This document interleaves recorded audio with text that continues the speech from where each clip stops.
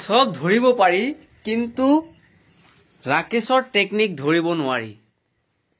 এতিয়া কথা হ'ল ৰাকেশৰ যোৱা 2 দিন ধৰি এপিছড যিটো পাই আছো যে ৰাকেশ যাবগৈ। এতিয়া কি ৰাকেশ বেহৰবাৰী আউটপোষ্টৰ পৰা গুচি যাব নেকি? মোৰো সন্দেহ হৈছে ৰাকেশ বেহৰবাৰী আউটপোষ্ট বাদ দিব।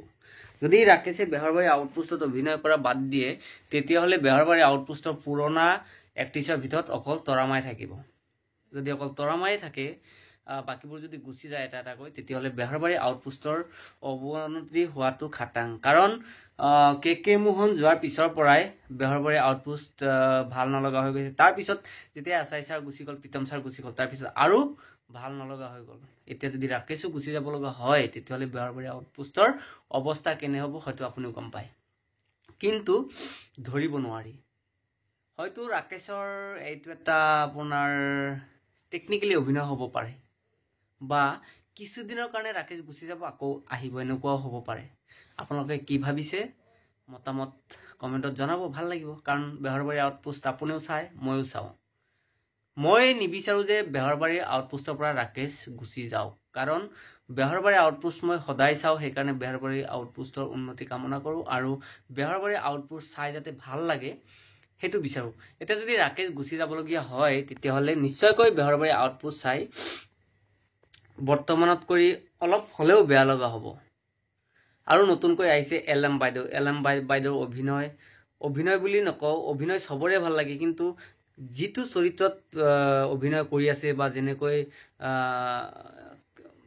হেৰিবোৰ কথাবোৰ বা অংশবোৰ অভিনয় কৰি আছে সেই বস্তুবোৰ সিমান এটা ভাল লাগি উঠা নাই। কমেণ্টতো পোৱা যায় যে এলএম বাইদেউ ভাল নালাগে। এতিয়া ৰিচাহঁততো আপোনাৰ LC লৈয়ে ব্যস্ত, অকল এটা টপিকে, বাকী বিশেষ টপিক দেখা নাপাওঁ।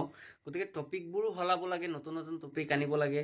কাৰণ বেহৰবাৰী আউটপোষ্ট চিৰিয়েলখন যিহেতু এটা ধাৰাবাহিক এটা কাহিনীলৈ নাহে, নতুন নতুন কাহিনী আনে, গতিকে তেনেকৈ LCৰ টপিকটো সলনি কৰি বেলেগ টপিক আনিব লাগে। বহুত দীঘলীয়া হৈ গ'ল টপিকটো, আৰু এই টপিকটো ৰাইজে বেছি ভালো পোৱা নাই, কাৰণ কমেণ্টত গম পায়।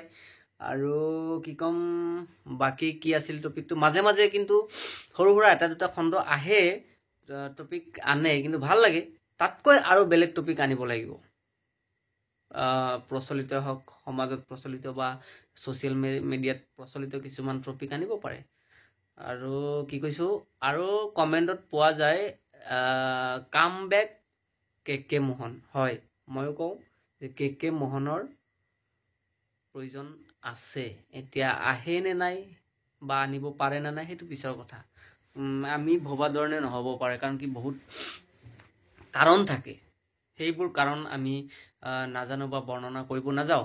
বৰ্তমান যিকেইজন অভিনেতা আছে সেই অভিনেতা কেইজনৰ মাজতেই আপুনি ভাল দৰ্শন মানে ভাল দৰ্শকৰ মন আকৰ্ষণ কৰিব পৰাকৈ এপিছড বনাব লাগিব। সেয়াই মোৰ অনুৰোধ।